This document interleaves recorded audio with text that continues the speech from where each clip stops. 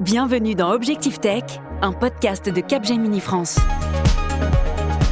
Bonjour et bienvenue dans Durable, une émission d'Objectif Tech, le podcast produit par Capgemini qui tend le micro à celles et ceux qui portent la voix du changement dans leur entreprise, en direct du studio du 147. Quand on parle de finances durables ou d'investissement responsable, l'année 2025 a marqué un tournant. Aujourd'hui, c'est même devenu une évidence. La performance financière ne peut plus être dissociée de l'impact environnemental et social, et cette tendance devrait même s'amplifier dans les années à venir. Alors concrètement, les organisations qui seront structurées, rendre lisibles leurs données financières, leurs données ESG, auront un avantage décisif. Elles seront mieux armées pour sécuriser leurs investissements, anticiper les risques, amorcer la transition écologique aussi et attirer les investisseurs toujours très engagés et en attente sur ces sujets. Avec nous en plateau, deux professionnels pour nous aider à décrypter ce qui se joue en ce moment. Annabelle Arrugui, tu es directrice hygiène, sécurité et environnement chez Sanofi. Raphaël Bauer, tu es le directeur finance du groupe Tarkett. Et puis notre chroniqueuse est là aussi. Bonjour Juliette Demopou, tu es VP Sustainable Futures chez Capgemini Invent. Bonjour à vous trois et bienvenue. Objectif durable, une émission présentée par Valère Coréard. Annabelle Arrugui, je le disais, tu es directrice hygiène, sécurité et environnement chez Sanofi. Comment est-ce que tu expliques le fait que l'extra-financier soit désormais posé sur le bureau des financiers ? Alors d'abord, je pense que c'est une bonne nouvelle. C'est bien quand ça arrive sur le bureau des financiers. On sait que le financier a un rôle important dans l'entreprise. Dans extra-financier, il y a financier justement. Et donc effectivement, la nécessité de rendre, je pense, visible, aussi solide et crédible en fait tous ces nouveaux, on va dire, métriques et mesures sur ces dimensions ESG. Donc c'est un peu pour donner cette crédibilité. Il y a aussi beaucoup d'investisseurs qui posent des questions. C'est quand même des choix cornéliens pour les entreprises à long terme, ces sujets de sustainability. Et les financiers, de ce fait, doivent aussi avoir leur voix pour répondre. Donc pour moi, ça me paraît une évidence que ça soit arrivé sur le bureau des financiers. En 2024, plus de la moitié des directeurs financiers identifiaient la valorisation de l'impact ESG comme leur principal défi. Alors Raphaël Bauer, toi qui es directeur finance du groupe Tarkett, l'enjeu de décarbonation est d'autant plus fort que les événements récents montrent les risques associés à un modèle très dépendant des énergies fossiles, c'est le moins qu'on puisse dire. Et chez Tarkett, c'est une pratique qui est ancrée depuis toujours vraiment ? Oui, c'est vrai, ça fait plusieurs décennies que nous recyclons nos produits au cours du processus de production d'abord, en réutilisant les chutes, en réutilisant les rebuts.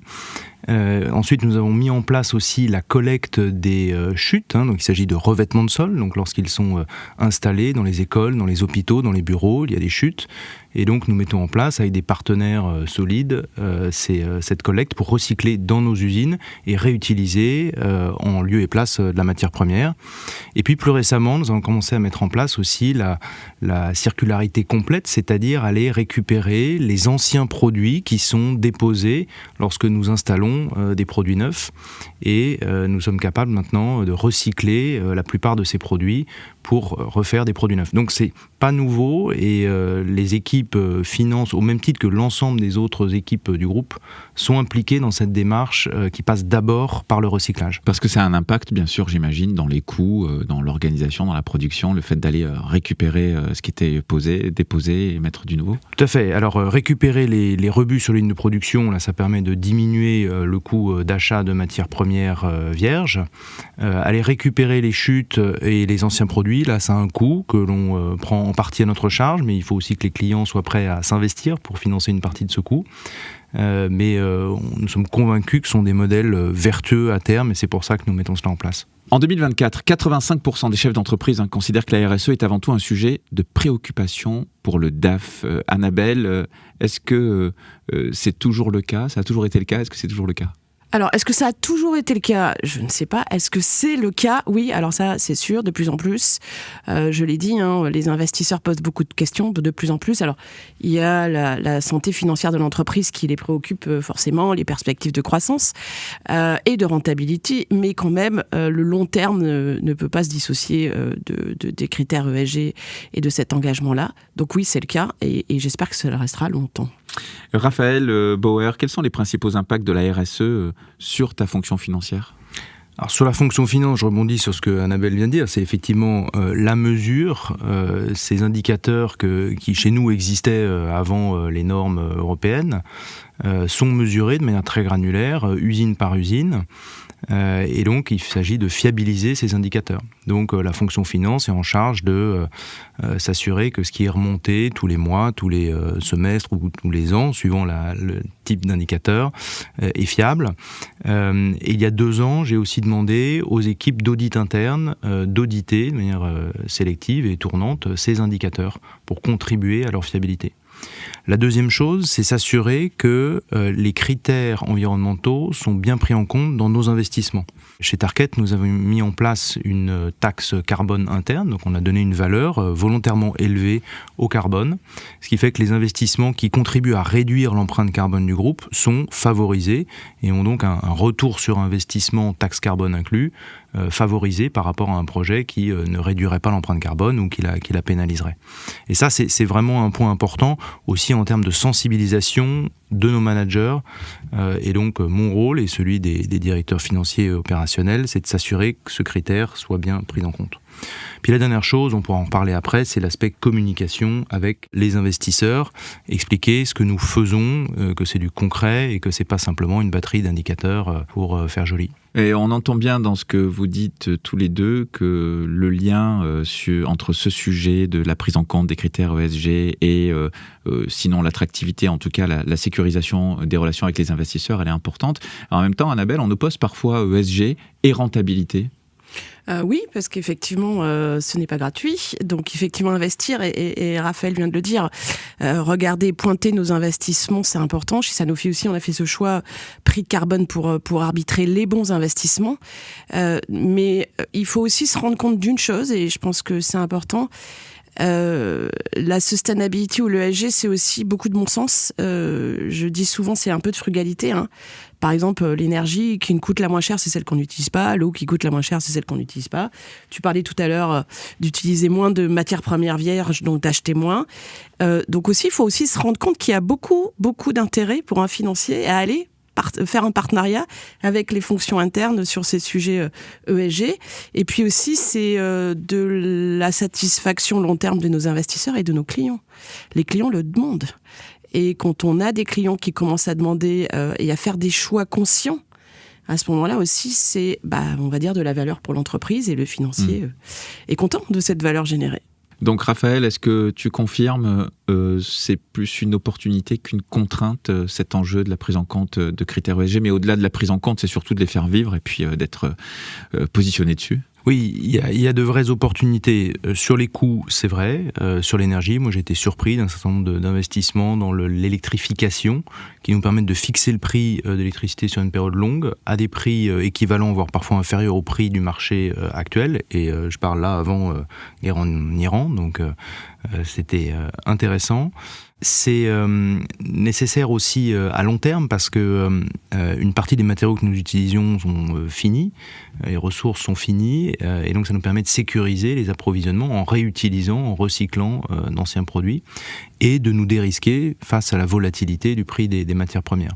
Donc il y a une vraie équation financière positive déjà à court et moyen terme. À long terme, c'est ce qui nous permet de nous différencier sur le marché de la construction au sens large et du revêtement sol spécifiquement. Nos clients sont de plus en plus demandeurs de produits dont l'empreinte carbone ramenée au mètre carré est faible. La plus faible possible, et donc c'est important de travailler sur cette empreinte carbone de chaque produit, d'expliquer aux clients ce qui est fait et de communiquer sur les résultats. C'est un facteur différenciant aujourd'hui. Je pense que demain ce sera une nécessité pour pouvoir opérer dans le secteur du bâtiment. En tout cas, on appelle de nos vœux que les normes aussi soient plus exigeantes vis-à-vis de cela. Question pour vous deux, est-ce que ça a mis du long terme dans des métiers plutôt court terme ? Ah oui, ça c'est évident, ça met du long terme dans le court terme. Ça met aussi de l'enjeu, on va dire, stratégique. C'est très stratégique en fait, l'ESG. C'est pas juste une considération court terme parce qu'il faut réinventer des chaînes de valeur, il faut réinventer un business model différent. Donc il faut se réinventer pour répondre à ses attentes de marché, pour répondre à ses attentes clients. Et la pharmacie, tout comme et effectivement d'autres secteurs d'industrie est complètement confronté à ces enjeux long terme. Donc oui, c'est plutôt intéressant, c'est passionnant de réinventer en fait l'avenir. Raphaël ? Oui, et d'autant plus que ça mobilise les équipes et ça attire aussi des nouveaux talents, des nouveaux profils. Donc ça nous force aussi à faire évoluer nos recrutements, à faire évoluer nos formations. Donc c'est un facteur mobilisant et nécessaire pour la pérennité de l'entreprise. Avant de parler d'outils, il faut penser à architecture data, comment cartographier d'où viennent les données, où elles vont, comment elles sont transformées. Raphaël Bauer, je le disais, tu es directeur finance du groupe Tarkett, justement, chez vous. Tu as une équipe ESG qui anime un réseau d'experts qui, eux, suivent des indicateurs modélisés et même définis par un manuel. Oui, c'est ça. Il y a déjà 6 ou 7 ans, on a standardisé la définition des indicateurs, au même titre qu'on a un manuel des normes comptables dans le groupe, on a un manuel des indicateurs extra-financiers, ce qui permet de former les équipes et puis d'auditer ces indicateurs. Et donc d'avoir un référentiel clair, connu par tous. Parler le même langage, quoi. Voilà. Annabelle Arguy, directrice hygiène, sécurité et environnement chez Sanofi. Justement, vous avez encore des enjeux d'identification, du data owner, des personnes responsables aussi de collecter l'information ? Ah oui, on en a énormément. En fait, il faut comprendre que ces sujets de décarbonation ou sustainability au sens large, ils engagent l'ensemble des acteurs de l'entreprise, l'ensemble des fonctions, et ça va bien au-delà dans notre chaîne de valeur. Et notre chaîne de valeur, c'est aussi nos fournisseurs, c'est donc tous nos partenaires externes. C'est des sites de manufacturing qui sont internes, mais aussi externes. C'est une chaîne de logistique qui va bien au-delà des frontières de l'entreprise. Et ça, c'est je pense, le défi. Récupérer la data interne et la structurer, ça a été compliqué, mais on y arrive. Par contre, aller chercher la donnée qui ne nous appartient pas, ça c'est un enjeu. Et aussi faire s'assurer que ce qui nous est fourni est de bonne qualité. Donc il faut aussi éduquer, tu parlais de talent interne, mais c'est aussi aller éduquer tous les partenaires externes qui sont peut-être moins matures qu'un gros groupe comme Sanofi et pour lesquels ils n'ont peut-être jamais fait un bilan carbone. Et on est là aussi pour leur dire, on va le faire ensemble, on va vous aider. Moi je suis convaincue que la décarbonation sera collective ou elle ne sera pas. Donc si on s'arrête aux bandes de notre entreprise, ça ne fonctionne pas. Et oui, donc on a des enjeux, on va dire, cruciaux de fiabilisation de la data. Tu confirmes, Raphaël, ouais. Oui, c'est essentiel. Chez Tarkett, 90% des émissions de carbone sont dans ce qu'on appelle le scope 3, donc pas émises par nos usines et nos processus, mais par nos fournisseurs ou par la fin de vie des produits. Et donc, on a formé à plusieurs reprises nos équipes achats pour justement apprendre à dialoguer avec les fournisseurs, apprendre à mettre en place les bonnes pratiques, apprendre à sélectionner les bons produits. Donc il y a un vrai rôle des équipes achats pour réduire l'empreinte carbone des groupes. Vous constatez tous les deux sur ce scope 3, que ça évolue, les parties prenantes, enfin vos partenaires justement, fournisseurs, sans être arrivés à maturité, il ne faut pas non plus s'emballer, mais enfin en tout cas, est-ce qu'il y a une progression qui est notable ? Oui, alors chez Sanofi, on est même profil, je pense que toutes les entreprises ont un profil aussi 90% dépendantes de leur scope 3. Alors on distingue 2 types de fournisseurs, des gros fournisseurs, un peu pointés de la même manière que nous, qui se sont engagés. Donc du coup, forcément, ils se sont engagés, ils ont fait déjà leur chemin de maturité pour aussi prendre leurs propres objectifs et les suivre. Et ensuite, on a d'autres fournisseurs qui sont de plus petites structures et sur lesquels, effectivement, il y a moins de maturité. C'est là où l'enjeu est aussi, c'est d'aller les former et les aider. Je le disais tout à l'heure dans les précédentes questions, c'est pas gratuit. Donc quand on a un gros groupe comme Sanofi, on a plus de structure, on va dire, on a peut-être plus armé de ressources pour le faire. Moi, je suis consciente que des petites sociétés, moyennes structures, des PME, PMI, c'est compliqué. C'est compliqué d'aller chercher les financements, c'est compliqué de s'engager. Donc je pense que nous, on a mis en place avec les achats un système qui est de dire, c'est un peu du donnant-donnant. C'est-à-dire qu'on va vous chercher, on va vous mettre des exigences dans les appels d'offres, mais ensuite derrière, si vous les respecter, on vous prend comme un partenaire de long terme.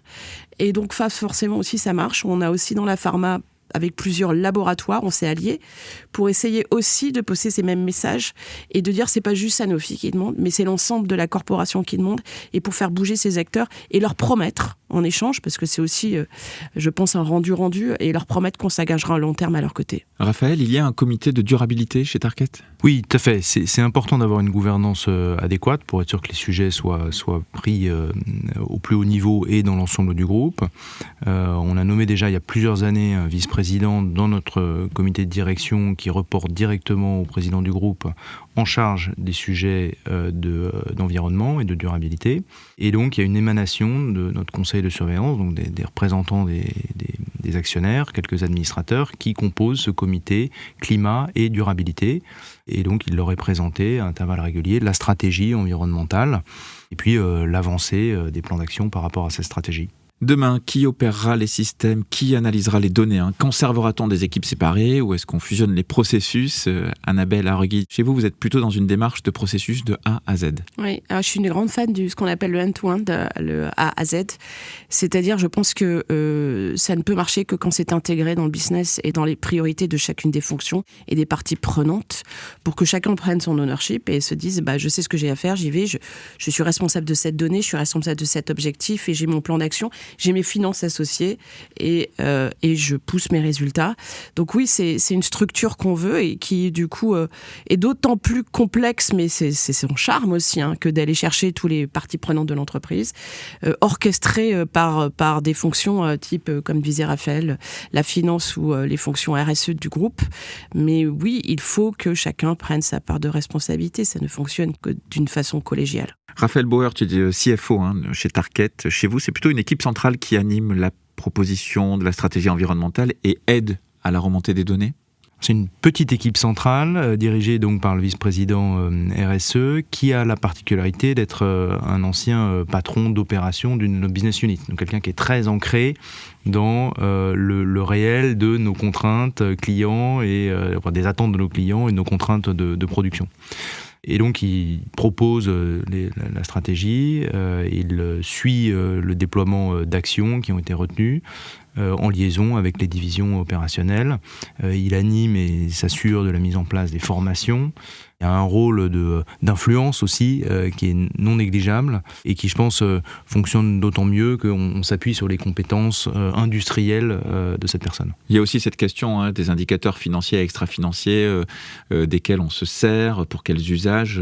Raphaël, chez Tarkett, vous vous focalisez sur l'intensité carbone par produit, c'est ça? Oui, c'est ça, en mètres carrés, puisque donc, dans le revêtement de sol, c'est la mesure clé. De plus en plus, y compris quand ce n'est pas obligatoire, nous communiquons dans nos fiches produits cette empreinte carbone et comment elle se compose. On a même mis en place récemment en Amérique du Nord, dans le sport, ces fiches produits, alors que l'industrie ne le demandait pas, justement pour nous différencier, donc former nos commerciaux pour pouvoir expliquer ce qu'il y a derrière et mettre en avant les actions concrètes qui sont faites par Tarkett pour réduire l'empreinte carbone des produits. Et pour certains clients, c'est indispensable et ça fait partie vraiment de leurs attentes, de leur cahier des charges dans les appels d'offres, que de devoir partager ces données et d'expliquer comment on travaille à les améliorer. Annabelle, chez Sanofi, vous disposez de plusieurs organes de performance. Alors engagement des employés, diversité, tu peux nous expliquer? Oui, alors sur la partie engagement des employés, on a des façons d'aller chercher en fait l'engagement des employés, c'est-à-dire qu'on organise un challenge chaque année, on appelle ça le Planet Care Challenge. Et effectivement, c'est aussi la soumission des idées des employés. Des fois, les idées, elles viennent aussi du quotidien des gens et des hommes qui œuvrent tous les jours à fabriquer des médicaments et qui aussi ont de très bonnes idées. Donc on va les chercher. On leur donne même un petit peu d'argent, c'est-à-dire qu'il y a un petit budget qui est alloué et il y a des gagnants. Donc on va les chercher en les engageant, mais les engageant de manière active. Et puis après, il y a tous ces employés qui veulent participer. Moi, j'ai beaucoup de gens qui viennent me voir tous les jours qui me disent « Mais comment je peux participer? Dans quelle initiative je peux rentrer ?» J'ai envie de marquer mon empreinte et de venir participer à ces enjeux environnementaux de l'entreprise. Donc on voit que ça génère beaucoup de choses. On fait des fresques du climat, on fait beaucoup de fresques pour sensibiliser, pour expliquer. Et alors ils ressortent de là. Alors la fresque, au début, c'est un petit peu, on va dire, ça fait peur. Et puis dès qu'on passe sur le volet action, alors là ils sont motivés et ils ont plein d'idées et ils s'engagent. Rebonjour Juliette de Maupoux. Bonjour Valère. Tu es VP Sustainable Futures chez Capgemini Invent. Alors, on peut facilement tomber dans le mirage de la DAF ou du DAF qui embarque tout. Quels sont les avantages à clarifier alors les zones de collaboration entre les fonctions financières et extra-financières Alors c'est vrai Valère que la CSRD elle a provoqué un certain émoi dans les entreprises et dans ce tourbillon de la complétude des données qu'elle demandait de collecter, mais aussi de l'auditabilité qu'elle mettait en place, on a pu entendre des phrases du type ça y est, la direction financière met sous sa coupe la RSE pour rendre les opérations plus sérieuses. En réalité, on le voit bien quand on entend Raphaël et Annabelle, ça reste une danse qui se danse à 2. Donc ce qui est important, c'est déjà d'éviter la confusion des rôles. Ce qu'on va attendre de la direction financière, c'est qu'elle apporte les compétences et les atouts qu'elle met déjà au service du pilotage de la performance financière, à savoir une capacité à structurer, à fiabiliser, une capacité à mettre en place des contrôles internes, ce que disait Raphaël, et à garantir le dialogue avec les auditeurs. Pour autant, la direction RSE ou ESG ou HSE reste garante de la feuille de route de transition de l'entreprise et de l'embarquement des métiers opérationnels. Et ça changera pas. Ensuite, dans cette danse, ce qui est intéressant, c'est qu'en fait, la direction financière va apporter une sorte de crédibilité à ce pilotage de la performance. Une direction RSE qui ferait des annonces sans être capable de montrer qu'elle pilote leur impact, elle serait rapidement accusée de greenwashing. Ça pourrait être assez dangereux. À l'inverse, une direction financière qui manipulerait des indicateurs qui n'ont pas d'ancrage opérationnel, ça ne fonctionnerait pas. Donc on voit à nouveau qu'il y a de la place pour les deux fonctions dans ce travail. Et puis le dernier point, c'est que finalement, dans ce maillage entre les deux fonctions, on va dépasser une dimension réglementaire et on va faire du pilotage de la performance extra-financière un pilotage business qui est ancré dans le reste de la stratégie de l'entreprise et dans les décisions d'investissement qui peuvent avoir lieu. Donc ça, c'est très important de trouver le rôle de chacun dans ce travail. Et Juliette, concrètement, comment s'opère cette collaboration, ou je peux dire cette danse ? Alors cette collaboration, elle a plein de formes différentes. Il n'y a pas un modèle qui sied à toutes les entreprises. On l'a entendu là dans les témoignages d'Annabelle et Raphaël. Chacun a son modèle. En revanche, pour le mettre en place, il y a quelques étapes qui sont un peu des must-have et par lesquels tout le monde va passer. La première, on l'a évoqué, c'est de définir un langage commun. Quels sont les indicateurs qu'on va chercher à piloter ? À la fois des indicateurs réglementaires, beaucoup viennent de la CSRD, mais il y a aussi des indicateurs historiques liés à l'activité spécifique de l'entreprise et qui vont perdurer de manière volontaire. Donc là, le rôle de la finance, ça va être de transformer ces indicateurs en outils de décision business avec des business cases, du pilotage financier injecté dans ces indicateurs. Ensuite, on va travailler sur la gouvernance. Quel est le rôle et la responsabilité de chacun dans la construction de ce pilotage et dans son suivi. Donc là, la direction financière va souvent apporter ses habitudes de calendrier, de pilotage de la performance. Elle va apporter sa méthodologie. On a entendu Raphaël parler de son book des indicateurs. Voilà, ils vont être souvent garants du processus quand la direction ESG va être garante du fond et de l'impact plus concret. Cette gouvernance, il va absolument falloir l'adosser à un travail sur la gouvernance de la data. Vous l'avez tous vécu, la CSRD, ça a mis au jour le fait que cette collecte de la donnée ESG, parfois elle n'était pas encore au niveau de la collecte de la donnée financière. Les données étaient éparpillées, souvent à l'extérieur de l'entreprise. Donc il y a un énorme travail à faire de collecte de cette donnée et de fiabilisation de cette donnée qui va être dans la responsabilité de la finance. Pour autant, la direction RSE va rester responsable de cette donnée et de sa source. Le dernier point, et finalement c'est peut-être une danse qui se joue à 3, c'est qu'on va rapidement voir arriver soit le DSI, soit le Chief Data dans cette danse, puisqu'il va y avoir un enjeu d'industrialiser ce travail. Beaucoup d'entreprises se sont reposées sur des fichiers Excel, de la collecte manuelle. Ça a été des processus extrêmement douloureux, si vous me pardonnez l'expression. Donc là, on passe à un moment où on va vouloir fiabiliser les choses, mais aussi le rendre agile, c'est-à-dire que l'ADSI ou le Chief Data va proposer une architecture flexible, puisqu'on se doute qu'on n'est pas au bout de la route des évolutions réglementaires et qu'il se pourrait qu'on nous demande d'autres choses à l'avenir.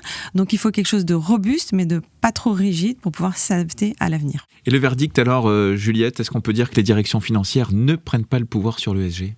Non, elles prennent pas le pouvoir. Je pense qu'elles viennent robustifier, elles viennent apporter une dimension d'ancrage business et de fiabilité qui va rendre la stratégie RSE encore plus solide. Merci beaucoup Juliette Demaupoux. Je le rappelle, tu es VP Sustainable Futures chez Capgemini Invent. Vous êtes tous les deux dans des secteurs d'activité, Raphaël et Annabelle, dont l'évolution de la performance ESG peut être envisagée comme un levier de transformation pour le modèle d'affaires. C'est un peu ce que vous me dites depuis le début de cet échange. On est d'accord, Annabelle ? Oui, tout à fait. Aujourd'hui, alors dans la pharmacie, c'est encore plus clair et je veux dire évident, c'est qu'on ne peut plus dissocier santé-environnement. Et on est tous conscients qu'en fait, l'environnement dans lequel on vit, la planète sur laquelle on vit, si elle est malade, les hommes qui vivent dessus ont de fortes chances d'être malades et ça se voit tous les jours. On a beaucoup de liens entre la santé et l'environnement. Donc ça devient un enjeu business clé de nous aussi en tant que responsabilité de s'assurer qu'en fait on met des produits, Raphaël l'a dit, on fait de la même chose, des produits et qu'on mène des activités à le moins d'impact sur l'environnement, mais aussi qu'on réponde aux enjeux de maladies chroniques qui se développent, qui sont liés au changement climatique et d'orienter même notre portefeuille produit, notre recherche médicale sur ces enjeux-là. Donc c'est le concept de ce qu'on appelle le One Health et c'est vraiment quelque chose qui émerge et qui est de plus en plus prégnant et évident aujourd'hui. En plus, Raphaël, pour Tarkett, c'est le secteur du bâtiment, c'est un des premiers émetteurs carbone. Vous avez aussi un enjeu de résilience, j'imagine. C'est ça, et pour nous, la circularité est clé, j'ai déjà pu l'expliquer, le recyclage est un levier très important pour réduire l'empreinte carbone, mais pour assurer aussi à long terme la soutenabilité de nos approvisionnements, et pour nous dérisquer d'une envolée des prix des matières premières qui arrive aujourd'hui lors de crise, mais qui ne manquera pas, j'en suis convaincu, à terme, d'être plus durable. C'est donc un tournant stratégique finalement pour vos fonctions respectives. Cette évolution appelle aussi de nouvelles compétences au sein des différents services pour renforcer la collaboration. Annabelle, tu parles d'une transformation culturelle carrément. Une transformation culturelle des métiers. Les métiers changent, les discussions changent. On en parlait juste avant de commencer ce podcast avec Raphaël sur nos enjeux de circular economy. L'économie circulaire, il y a quelques années, on était sur une économie linéaire et on n'avait jamais pensé réinventer la logistique back, ce que j'appelle reverse logistique. On approvisionnait, on s'arrêtait là. Maintenant, il faut aller chercher ce qu'on a approvisionné, il faut recycler, il faut séparer, il faut remettre dans le circuit de production autant que faire se peut. Ça, c'est complètement différent et le monde va évoluer vers ça. Donc, il faut se recréer, il faut se réinventer. Ça veut dire qu'il faut laisser place à de nouveaux cerveaux, à des gens qui réfléchissent différemment. C'est pas facile, sans doute aussi, parce que je pense que le chemin n'est pas encore fait, n'est pas encore tracé. Il faut aider, il faut soutenir ces nouveaux métiers. Et c'est des métiers qui, des fois, n'ont pas forcément une grosse rentabilité au début. Donc, on est là aussi, nous, industriels, pour jouer ce jeu-là à leur côté et accompagner ce changement culturel. Ce changement, Raphaël Bauer, pour Tarkett, finalement, ça convoque une vision élargie, non, du rôle de la finance ? Ça permet aux financiers, effectivement, d'aller au-delà de leur rôle traditionnel. Alors, dans la finance industrielle, les contrôleurs de gestion sont déjà très impliqués dans la compréhension des processus de fabrication et de la performance industrielle. Mais ça leur permet d'aller au-delà et ça permet à l'ensemble de la fonction finance d'élargir ses compétences, d'ouvrir de nouveaux horizons. On a besoin de gens qui pensent différemment, donc on les forme, on les sensibilise avec les outils qui ont pu être évoqués par Annabelle, avec des formations spécifiques. Mais à terme, je suis convaincu que c'est d'autres profils qui vont nous rejoindre. Je pense que c'est très riche pour l'entreprise et l'ensemble de l'industrie. Merci Annabelle Arregui, je le rappelle, tu es directrice hygiène, sécurité et environnement chez Sanofi. Merci à toi Raphaël Bauer, directeur finance du groupe Tarkett. Et puis à notre chroniqueuse maison, Juliette de Maupoux, VP Sustainable Futures chez Capgemini Invent. Merci à vous trois pour votre participation fort intéressante à ce podcast. Alors si vous l'appréciez justement cette émission, pensez à vous abonner, à laisser des étoiles sur vos plateformes de streaming préférées, à partager cet épisode aussi avec votre entourage. Et puis vous pouvez aussi aller écouter Trajectoire, l'émission d'Objectif Tech présentée par Delphine Legarlès qui aborde le sujet de la transition numérique. À très bientôt pour un nouveau numéro de Durable, une émission de Capgemini qui part à la rencontre de celles et ceux qui agissent en faveur d'un avenir plus durable.